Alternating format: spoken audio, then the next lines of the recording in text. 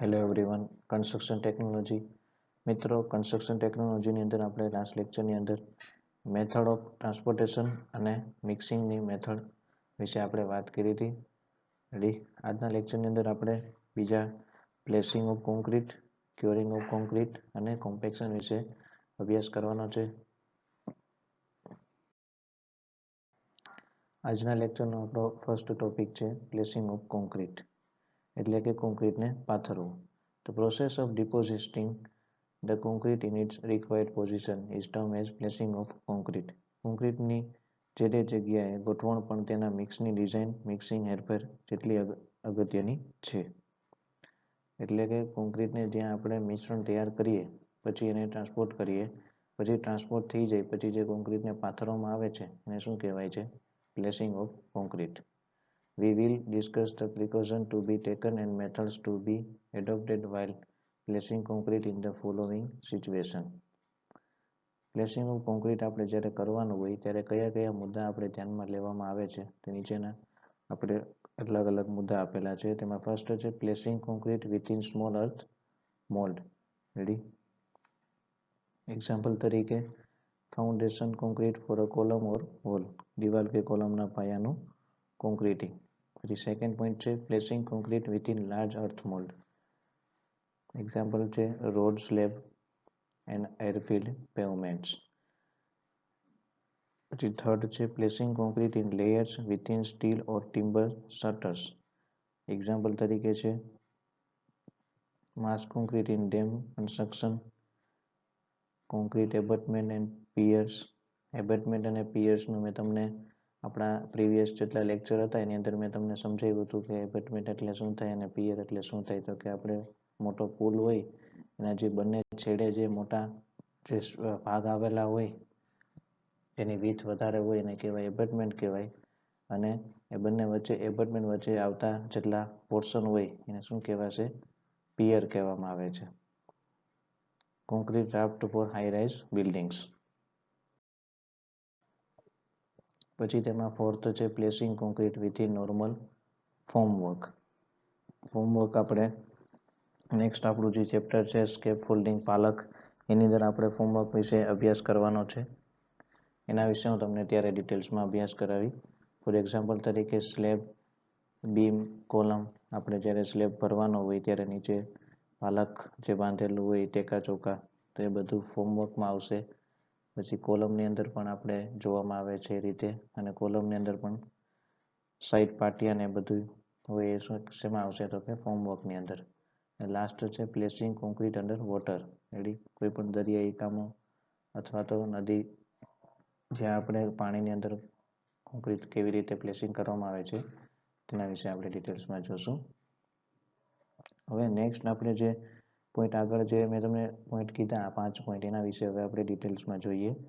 First point છે placing concrete within small earth mould. Ready. એની અંદર કયા કઈ પ્રોસેસ કરવામાં આવે છે? Before placing the concrete in the foundation all the loose earth must be removed from the bed. એ જેનું તળિયું હોય ત્યાંથી આપણે જે લૂઝ માટી હોય એને શું કરવાની? તો કે ફાઉન્ડેશનમાંથી દૂર કરવામાં આવે છે. નેક્સ્ટ પોઈન્ટ છે any root of trees passing through the foundation trench must be cut. Ready. કોઈ પણ આપણે ઝાડ હોય અથવા તો એના મૂળિયા હોય તે આપણે ફાઉન્ડેશનમાંથી એમાં પસાર થતા હોય તો એ મૂળિયાને આપણે એમાંથી કટ કરવામાં આવશે. The surface of the earth if dry must be made wet by sprinkling water. જો એની સપાટી હોય, જમીન સપાટી જો સૂકી હોય તો એને આપણે સ્પ્રિંકલિંગ વોટરની મદદથી, એટલે કે પાણીનો છંટકાવ મદદથી એને આપણે ભીંજાવવામાં આવે છે. સેકન્ડ પોઈન્ટ છે placing concrete within large earth mould. Ready. મોટી સાઇઝના અર્થ મોલ્ડની અંદર કેવી રીતે કોન્ક્રીટ પ્લેસિંગ કરવામાં આવે છે તેની પ્રોસેસ વિશે જોઈએ. For the construction of cement concrete roads and airfield pavements concrete is placed in bays. એટલે મોટા મોટા રોડનું અથવા તો તમારે એરફિલ્ડના પેવમેન્ટની અંદર જો કોન્ક્રીટિંગ આપણે પાથરવાનું હોય તો એમાં કોન્ક્રીટ કેવી રીતે પ્લેસ કરેલું હોય છે? બેઝની મદદથી. The ground surface on which concrete is placed must be free from loose earth. પોચી માટી ન હોવી જોઈએ. જે આપણે ગ્રાઉન્ડ સરફેસ હોય, જમીનની જે સપાટી હોય એમાં પોચી માટી ન હોવી જોઈએ. પછી pool of water and other organic materials like grass, levels, roots, ETC. આ બધું શું હોવું જોઈએ તો કે એમાં કોઈ પણ ઝાડના મૂળિયા છે, પાંદડા છે, એવું બધું ન હોવું જોઈએ. એ બધાને આપણે દૂર કરવામાં આવશે. While placing the concrete, it must be dumped and not poured. જ્યારે પ્લેસિંગ ઓફ કોન્ક્રીટ કરવામાં આવે છે ત્યારે એને શું તો કે ડમ્પ કરેલું હોવું જોઈએ અને એને ડુબાડેલું એ રીતે ન થાય એ રીતે આપણે ખાસ ધ્યાન રાખવાનું રહેશે. પછી થર્ડ પોઈન્ટ છે placing concrete in layers within steel or timber shutter.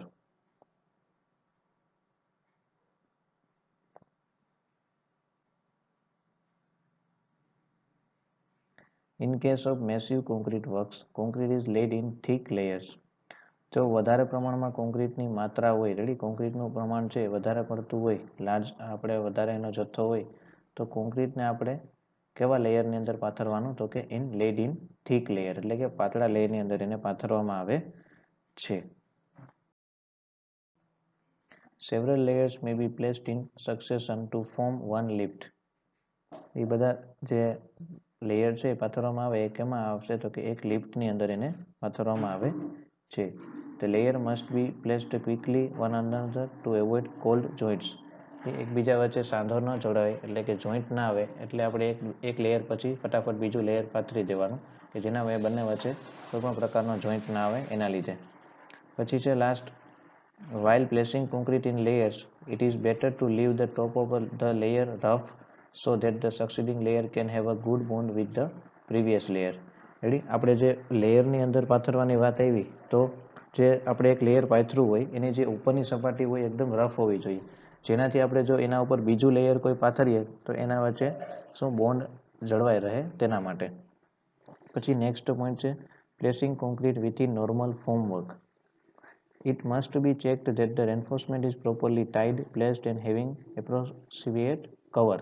એ પહેલાં તો આપણે શું ચેક કરવાનું કે જે રેન્ફોર્સમેન્ટ સળિયા પ્રોવાઈડ કર્યા હોય એ બધા વ્યવસ્થિત ક્લિયર બાંધેલા હોવા જોઈએ અને એને છેડે પ્રોપર કવર મૂકેલા હોવા જોઈએ. The forms must be examined for correct alignment and adequate rigidity to withstand the weight of concrete impact loads during construction without undue deformation. તો કે સાંધાઓમાંથી સિમેન્ટ સ્લરી બહાર ન નીકળે તે માટે સાંધાઓ પ્લાયવુડથી ભરી દેવા જોઈએ. ફોર્મવર્કની અંદરની સપાટી પર ઓઇલ લગાડવું જોઈએ. જ્યારે કોન્ક્રીટ ઊંચાઈએથી કોલમમાં ખાંચવાનું હોય ત્યારે ટ્રીમી અથવા તો ડ્રોપ જ્યુટનો ઉપયોગ કરવો જોઈએ. ઘણીવાર ફોર્મવર્કમાં બાજુમાં નાનું કાણું પાડી ત્યાંથી કોન્ક્રીટ નાખવામાં આવે છે અને કોન્ક્રીટને વધારે ઊંચાઈએથી પછાડવું ન જોઈએ, નહીંતર સેગ્રીગેશન થવાના ચાન્સીસ વધી જાય છે. The joints between planks, plywood or sheet must be properly plugged so that cement slurry will not escape when concrete is vibrates. Ready, joints છે એ બરોબર પ્રોપરલી હોવા જોઈએ પ્લાયવુડ વચ્ચે, શીટ વચ્ચે, કે જેનાથી આપણે જ્યારે એનું વાઇબ્રેશન મદદથી કોમ્પેક્શન કરીએ તો સિમેન્ટની સ્લરી તેમાંથી બહાર ન નીકળી જાય એના માટે. Any coating of the hardened mortar on the forms should be removed. Ready.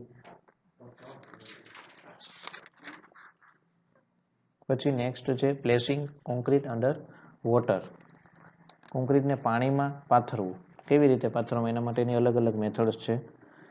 The method used for placing concrete under water are, એના માટે મેથડ છે bag method, bottom dump bucket, tremie, grouted aggregate and concrete pumps. એની અંદર first છે bag concrete. In some situation, gunny bags are filled about 2/3 full with dry or semi-dry mixture of cement, fine and coarse aggregate. Ready, bag કોન્ક્રીટની અંદર શું કરવામાં આવે છે કે ઘણી બેગ્સ યુઝ કરેલી હોય છે, થેલીઓ, એની અંદર શું ફિલઅપ કરેલું હોય છે 2 થી 3ની માત્રાની અંદર શું હોય તો કે મિક્સચર ઓફ સિમેન્ટ હોય, રેતી અને કપચી એમાં ભરેલી હોય છે, એટલે એને શું નામ આપવું છે બેગ કોન્ક્રીટ. પછી છે bottom dump bucket. Other method of placing concrete under water or in a trench filled with bentonite slurry is by bottom dump bucket method.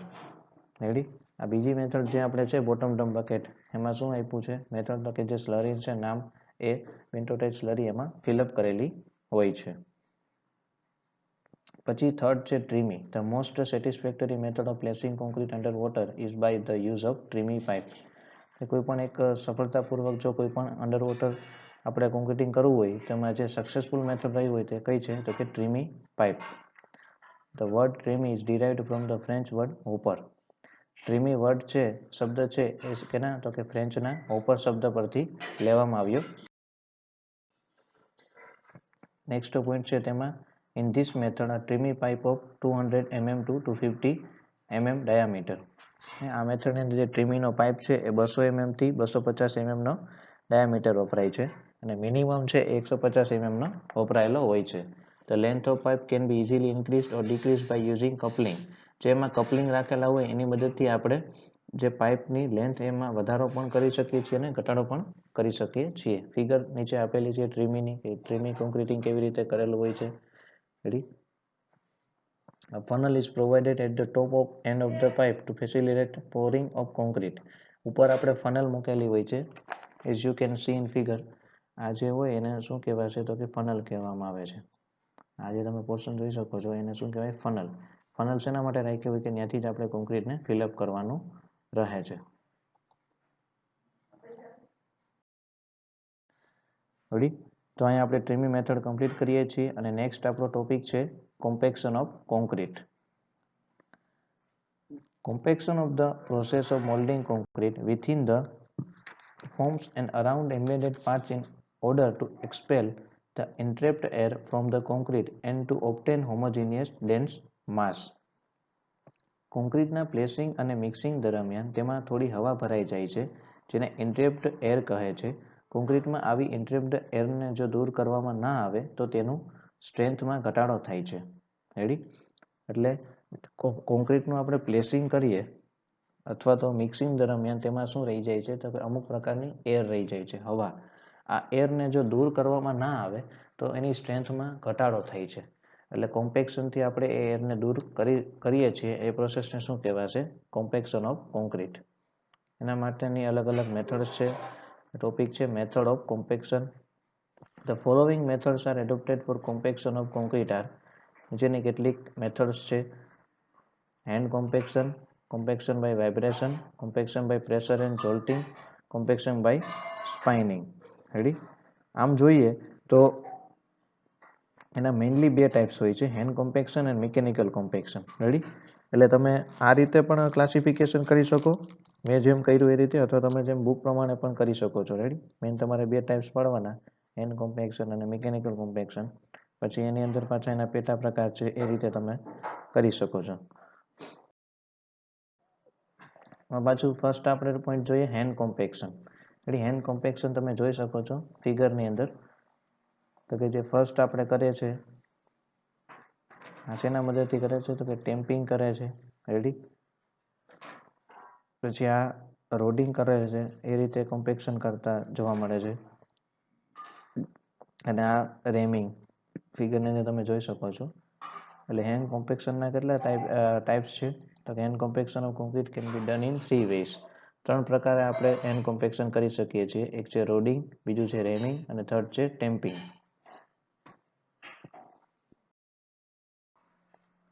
Rodding is nothing but poking the concrete with a rod of about 2 meter length and 16 mm diameter. આ રીતમાં છે એ 16 mm વ્યાસના 2 metre લાંબા લોખંડના સળિયા વડે કોન્ક્રીટને ખાંચવામાં આવે છે. A piece of bamboo may be used for rodding the concrete. ઘણીવાર છે વાંસ કે લાકડીનો ટુકડો પણ વપરાય છે. પછી સેકન્ડ છે rhyming. Ramming is normally done in an unreinforced foundation concrete or in ground floor construction. Ramming છે એ સામાન્ય રીતે જમીન પરના કોન્ક્રીટ માટે વપરાય છે. It should not be permitted in ease of reinforced concrete or in the upper floor construction. RCC કે ઉપરના સ્લેબ માટે રેમિંગ ન કરવું જોઈએ. For compacting dry concrete, the surface is rammed with a heavy flat bottom rammer until a thin film of a mortar or paste appears at the surface, showing that the voids of the aggregate have been filled. A compaction easily એવી રીતે complete કરવાનું કે જ્યાં સુધીનું layer છે એમાંથી વોઇડ્સ જેટલા હોય, જે એર રહેલી હોય છે એ દૂર ન થાય ત્યાં સુધી આપણે એનું પ્રોપરલી રેમિંગ કરવામાં આવે છે. એટલે કે એનું લેયર છે એ થીક લેયર થઈ જાય ત્યારે આપણે એમાં જોઈ શકીએ છીએ કે જે ફિલ્મ જે બની હોય, એટલે કે એનું જે એક લેયર બન્યું હોય એમાં એક પણ પ્રકારનું એર રહેલી નથી, વોઇડ્સનું પ્રમાણ 0 થઈ ગયું હોય તો જ આપણું કમ્પ્લીટલી પ્રોસેસ થઈ કહેવાય રેમિંગની. પછી થર્ડ છે tamping. Tamping is adopted in compacting roof or floor or road pavements where the thickness of concrete is comparatively less and the surface to be finished smooth and level. ટેમ્પિંગ એટલે શું થશે? તો કે કોઈ પણ આપણે રૂફ હશે, છત અથવા તો ફ્લોર અથવા તો કોઈ પણ રોડ પેવમેન્ટ હોય ત્યાં આપણે થિકનેસ ઓફ કોન્ક્રીટ છે એ કમ્પેરેટિવલી લેસ હોય એની સરફેસના પ્રમાણમાં, ત્યારે એને ફિનિશ સરફેસ કરવા માટે એટલે કે એની સપાટીને સ્મૂથ કરવા માટે જે પ્રોસેસ કરવામાં આવે એને શું કહેવાશે? ટેમ્પિંગ. For tamping concrete, a wooden beam of cross section 10 cm by 10 cm is used. ટેમ્પિંગમાં 10 cm by 10 cm સેક્શનના લાકડાના કે એક લાંબા ટુકડા વડે કોન્ક્રીટની સપાટીને દબાવવામાં આવે છે. ટેમ્પિંગથી કોન્ક્રીટની સપાટીનું દાબન અને લેવલ બંને થાય છે. આગળના પોઈન્ટમાં આપણે જોયું ને કે ફ્લોર છે તો એના લેવલ માટે પણ વપરાય છે અને એની સપાટીને ફિનિશ્ડ સ્મૂથ એન્ડ લેવલ આપણે આ પોઈન્ટ ઉપર લખેલું છે ને, તો એ જ પોઈન્ટ લખેલો છે બુકમાં. એને શેના માટે ટેમ્પિંગ કરવામાં આવે છે? પહેલું એનું એક ફિનિશિંગ માટે અને સેકન્ડલી એને શું તો કે સ્મૂથ માટે. રેડી?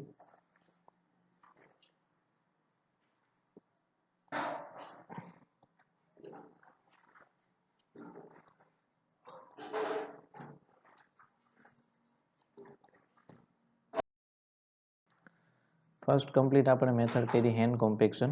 સેકન્ડલી આપણે જોઈએ કે મિકેનિકલ કોમ્પેક્શન. એની અંદર કોમ્પેક્શન બાય વાઇબ્રેશન જોઈએ. Where high strength is required it is necessary to use stiff concrete with low water cement ratio. જ્યારે આપણે વધારે પ્રમાણની સ્ટ્રેન્થની જરૂરિયાત હોય, રેડી, સ્ટ્રેન્થ આપણે વધારે જોઈતી હોય ત્યારે આપણે કેવું કોન્ક્રીટ જોઈએ? તો કે એકદમ સ્ટીફ, દ્રઢ અને વોટર સિમેન્ટ રેશિયો આપણે ઓછો રાખવામાં આવે છે. To compact stiff concrete mechanically operated vibrator used. Ready? આપણે સ્ટીફ કોન્ક્રીટનું જો કોમ્પેક્શન કરવું હોય, દ્રઢ કોન્ક્રીટ એટલે કે હાર્ડ કોન્ક્રીટનું જો આપણે કોમ્પેક્શન કરવું હોય તો એના માટે આપણે મિકેનિકલી ઓપરેટેડ વાઇબ્રેટરનો યુઝ કરવામાં આવે છે. Vibration are of the following 4 general types. વાઇબ્રેશનના કેટલા પ્રકાર છે? 4. Internal vibrator, external vibrator, table vibrator and surface vibrator. આપણે વાઇબ્રેશનને કેવી રીતે કરીએ છીએ એની ફિગર મૂકેલી છે બધી. ઇન્ટરનલ વાઇબ્રેટર એમાં ફર્સ્ટ જોઈએ. It is the most commonly used vibrator. એટલે વાઇબ્રેટર તરીકે વધારે પડતો આનો યુઝ થાય છે. It is also known as needle vibrator or immersion vibrator or poker vibrator. એને બીજા કેટલાક નામ છે. નીડલ વાઇબ્રેટર છે, ઇમર્શન વાઇબ્રેટર છે અને પોકર વાઇબ્રેટર તરીકે પણ એ જાણીતું છે. એટલે તમને એક્ઝામની અંદર કન્ફ્યુઝ કરવામાં એવું પૂછી શકે કે ઇન્ટરનલ વાઇબ્રેટરની જગ્યાએ નામ આપી દે કે નીડલ વાઇબ્રેટર સમજાવો. એટલે આ નામ બધા યાદ રાખવા ખાસ જરૂરી છે કે ઇન્ટરનલ વાઇબ્રેટરને બીજા કયા નામે ઓળખાય છે? નીડલ વાઇબ્રેટર અથવા તો ઇમર્શન વાઇબ્રેટર અથવા તો poker vibrator. It is consist of a power unit, a flexible shaft and a needle. એમાં પાવર એક યુનિટ રાખેલું હોય છે અને બીજું શું હોય છે? ફ્લેક્સિબલ શાફ્ટ અને એક નીડલ રાખેલી હોય છે. The power unit may be electrically driven or operated by petrol engine અથવા તો એર કમ્પ્રેસર. એટલે પાવર યુનિટ છે ઇલેક્ટ્રિકલી ડ્રીવન થાય છે. શેના વડે ઓપરેટ થતું હોય છે? તો કે પેટ્રોલ એન્જિન વડે અથવા તો એર કમ્પ્રેશન વડે. નેક્સ્ટ પોઈન્ટ છે તેમાં such vibrator are used for compacting large section of mass concrete in structure.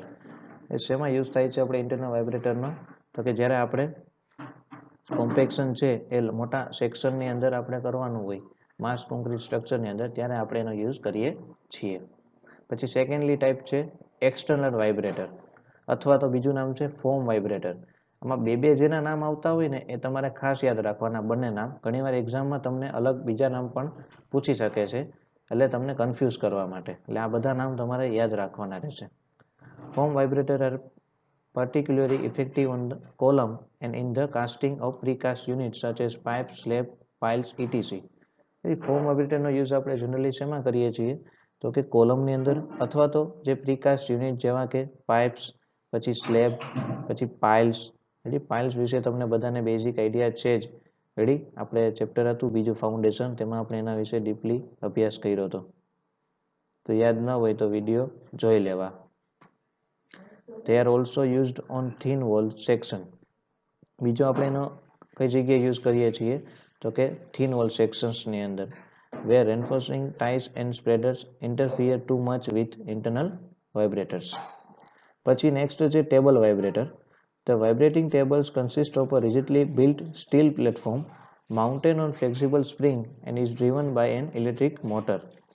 A vibrating tables છે એ આપણે સ્ટીલના પ્લેટફોર્મ ઉપર રાખેલું હોય છે અને એમાં ફ્લેક્સિબલ એક સ્પ્રિંગ આવેલી હોય છે અને એને ડ્રેવન શેના વડે થતી હોય છે તો કે ઇલેક્ટ્રિક મોટર વડે તેનું ડ્રીવન થતું હોય છે. The frequency of vibration is of the order of 3000 to 6000 RPM. Frequency of the vibration કેટલી હોય છે 3000 થી લઈને 6000 જેટલી RPM એટલે રોટર પર મિનિટ. RPM નો ફૂલ ફોર્મ શું થશે? Rotor per minute. At an acceleration of 4g to 7g એટલે 4 ગ્રામ થી 7 ગ્રામ જેટલું એક્સેલરેશન થાય. એક્સેલરેશન એટલે શું થશે? પ્રવેગ. The springs are so designed that they cause resonance. The molds are mounted on the platform and rigidly clamped on the table to enable the system to vibrate in unison. પછી next point છે surface vibrator. Surface vibrators are also known as screed vibrator. Surface vibrator છે તે બીજા કયા નામે ઓળખાય છે? screed vibrator તરીકે. A small vibrator is placed on a screed board. જે નાનું વાઇબ્રેટર છે એને સ્ક્રીડ બોર્ડ ઉપર પ્લેસ્ડ કરેલું હોય છે, એની ઉપર રાખેલું હોય છે. It is suitable for compacting and leveling of thin concrete members. શેના માટે આપણે suitable થાય છે તો કે જે થિન કોન્ક્રીટ મેમ્બર્સ હોય એના કોમ્પેક્શન માટે અને એના લેવલ માટે. Such as floor slab, roof slab and road slab. જેવા કે ફ્લોરના સ્લેબ હોય, પછી રૂફ સ્લેબ અને રોડના સ્લેબો માટે વપરાય છે. Surface vibrators are not useful when the depth of concrete to be vibrate is more than 150 mm. A surface વાઇબ્રેટરનો ઉપયોગ છે એ જો આપણે કોન્ક્રીટની ઊંડાઈ છે 150 mm કરતાં વધારે હોય તો એ આપણે વાઇબ્રેશન કરવું પોસિબલ નથી, એટલે ત્યારે આપણે સરફેસ વાઇબ્રેટર છે યુઝફુલ થવાના નથી. Next point is curing of concrete. Curing is the process of controlling the rate and extent of moisture loss from concrete during cement hydration. Curing એટલે સિમેન્ટના હાઇડ્રેશન દરમિયાન યોગ્ય ભેજ અને તાપમાન જાળવી રાખવું જેથી સિમેન્ટનું સંપૂર્ણ હાઇડ્રેશન થાય અને કોન્ક્રીટને પૂરતું સ્ટ્રેન્થ અને ડ્યુરેબિલિટી પ્રાપ્ત થાય. Curing can also be described as keeping the concrete moist and warm enough so that the hydration of cement can continue. ક્યોરિંગનો બીજો એડવાન્ટેજીસ એ છે કે જે કોન્ક્રીટને છે એ મોઇસ્ટ એટલે કે ભેજવાળું રાખે છે, જેનાથી હાઇડ્રેશન ઓફ સિમેન્ટ છે એ કન્ટિન્યુ રહે. Curing methods may be divided broadly into 4 categories. ક્યોરિંગની રીતોને 4 ભાગમાં વિભાજિત કરેલી હોય છે. Water curing, membrane curing, application of heat and miscellaneous. એટલે કે વોટર ક્યોરિંગ, મેમ્બ્રેન ક્યોરિંગ, પછી એપ્લિકેશન ઓફ હીટ એટલે વરાળનું ક્યોરિંગ અને મિસ્કેલિયન્સ એટલે અન્ય રીતે. તેમાં ફર્સ્ટ મેથડની વાત કરીએ water curing. This is by far the best method of curing as it satisfies all the requirements of curing, namely promotion of hydration, elimination of shrinkage and absorption of the heat of hydration. આ પદ્ધતિમાં curing માટે પાણીનો ઉપયોગ થાય છે. મોટાભાગના concrete કામોના curing માટે આ રીત વપરાય છે. આ રીત અન્ય રીતો કરતાં સરળ અને ઓછી ખર્ચાળ હોય છે. પછી વોટર ક્યોરિંગ માટે નીચેની પદ્ધતિ આપણે યુઝફુલ થયેલી હોય છે. તેમાં છે ઇમર્શન એટલે કે ડૂબાડીને, પછી છે પોન્ડિંગ છંટકાવ કરીને એટલે કે સ્પ્રેઇંગ, પછી છે વેટ કવરિંગ એટલે ભીના કાપડ ઢાંકીને. સાઈડમાં આપણે ફિગર બતાવેલી છે, તેમાં ફર્સ્ટ જે છે ફિગર જોઈ શકો છો એ છે સ્પ્રેઇંગ એટલે કે પાણીનો છંટકાવ કરવામાં આવેલો છે અને કહેવાય સ્પ્રેઇંગ. પછી આ શું છે તો કે કાસ્ટ આપણે પોન્ડિંગ કરેલા હોય છે, પ્રીકાસ્ટ બ્લોક્સ હોય છે એને પોન્ડિંગ એટલે કે પોન્ડિંગ થશે. પછી આ શું થશે તો કે કોથળા પાથરેલા છે રોડના વર્ક્સ ઉપર એટલે વેટ કવરિંગ. તો અલગ અલગ પ્રકાર એનું ટાઈપ્સ છે. હવે ફ્રેન્ડ્સ બીજી એક વાત કરીએ તો ઇમર્શન, તો કે પ્રીકાસ્ટ કોન્ક્રીટ આઇટમ્સ જેવી કે concrete blocks, concrete poles, tiles વગેરે પાણીમાં ડૂબાડીને એટલે કે ઇમર્શન કોન્ક્રીટ થાય છે. ઇમર્શન એટલે શું થાય તો કે ડૂબાડવું. એટલે કે પ્રીકાસ્ટ કોન્ક્રીટ આઇટમ જે હોય કોન્ક્રીટ બ્લોક્સ છે, કોન્ક્રીટ પોલ છે, ટાઇલ્સ એટલે કે જે આપણે ટાઇલ્સ ફિટ કરીએ ને ઘરમાં, તેને ઘણીવાર તમે જોયું હોય તો પાણીમાં ડુબાડીને પછી એને આપણે યુઝ કરવામાં આવે છે. તો એ શું થશે તો કે ઇમર્શન. પછી નેક્સ્ટ કયો પોઈન્ટ છે તો કે પોન્ડિંગ. રોડના સ્લેબ, છતના સ્લેબ વગેરેમાં પાણી ભરીને એટલે કે પોન્ડિંગ ક્યોરિંગ થાય છે. પછી થર્ડ કયું છે સ્પ્રેઇંગ. ઊભી રિટેનિંગ હોલ, કોલમ, દિવાલો વગેરે પર પાણીનો છંટકાવ કરીને સ્પ્રેઇંગ ક્યોરિંગ થાય છે. પછી લાસ્ટ છે વેટ કવરિંગ. એ ઘણીવાર ભીની કંતારની થેલીઓ, સનનું કાપડ, સુતરાઉ કાપડ વગેરેથી દિવાલ, કોલમ વગેરેની ઊભી સપાટીઓ ઢાંકીને રાખવામાં આવે છે. વોટર ક્યુરિંગ છે તમે જનરલી ફિલ્ડ ઉપર કેમ જોયેલું જ હશે. પછી સેકન્ડ મેથડ છે membrane curing. Sometimes concrete works are carried out in places where there is acute shortage of water.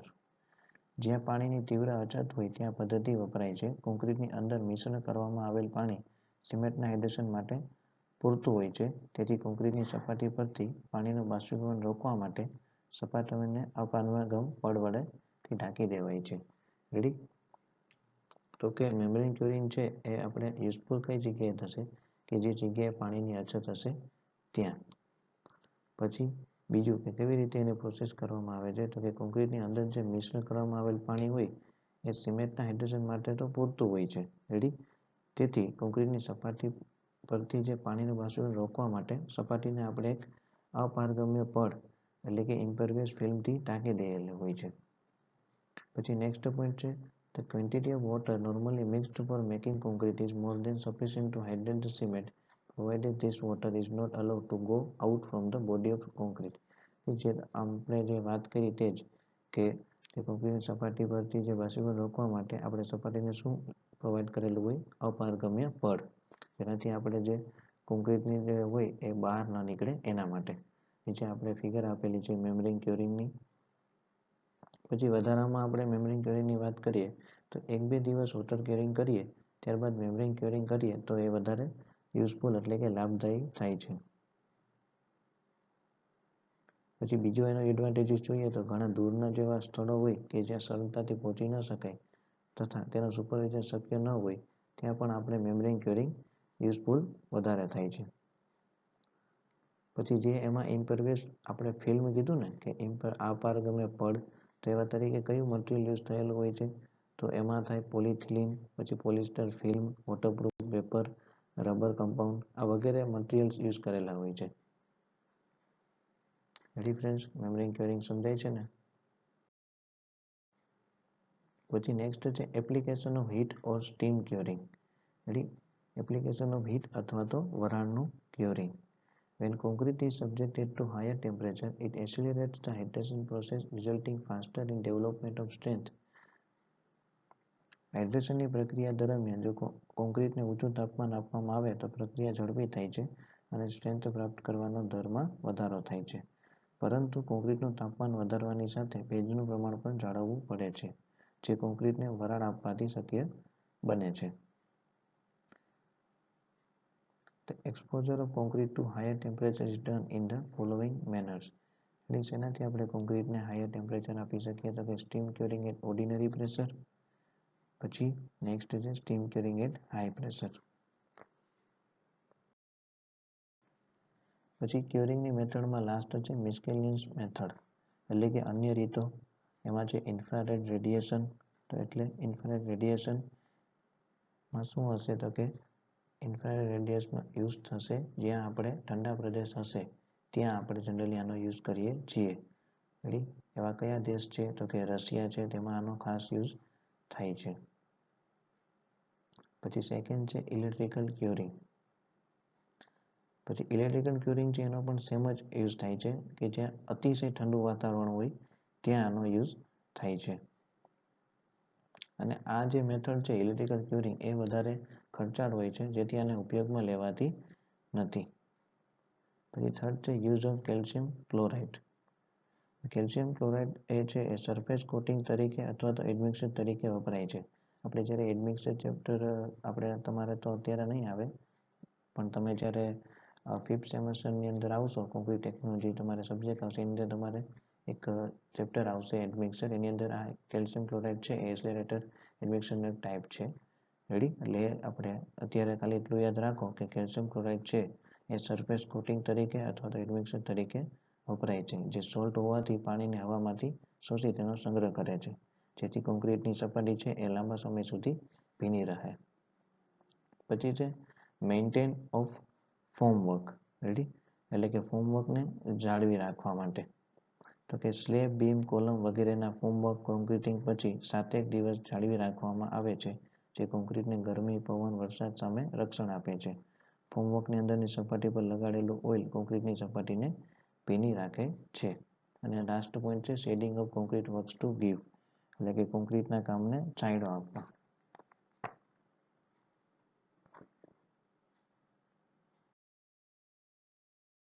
Thank you friends. તો આઈ હોપ કે તમને લોકોને બધું સમજાઈ ગયું હશે. ફ્રેન્ડ્સ, જો કોઈ પણ ટોપિકમાં ડાઉટ હોય તો તમે મને પૂછી શકો છો એઝ અ કોલ કરીને અથવા તો મને વોટ્સઅપ ઉપર મેસેજ કરીને. આજના લેક્ચરની અંદર આપણે 3 ટોપિક કમ્પ્લીટ કર્યા. એક કોમ્પેક્શન, પછી પ્લેસિંગ અને ક્યોરિંગ ઓફ કોન્ક્રીટ. નેક્સ્ટ લેક્ચરની અંદર આપણે આ ચેપ્ટરની અંદર લાસ્ટ ટોપિક બાકી રહ્યો છે different types of special concrete, એ આપણે કમ્પ્લીટ કરીશું એટલે આપણું કોન્ક્રીટ નામનું ચેપ્ટર છે એ કમ્પ્લીટ થશે.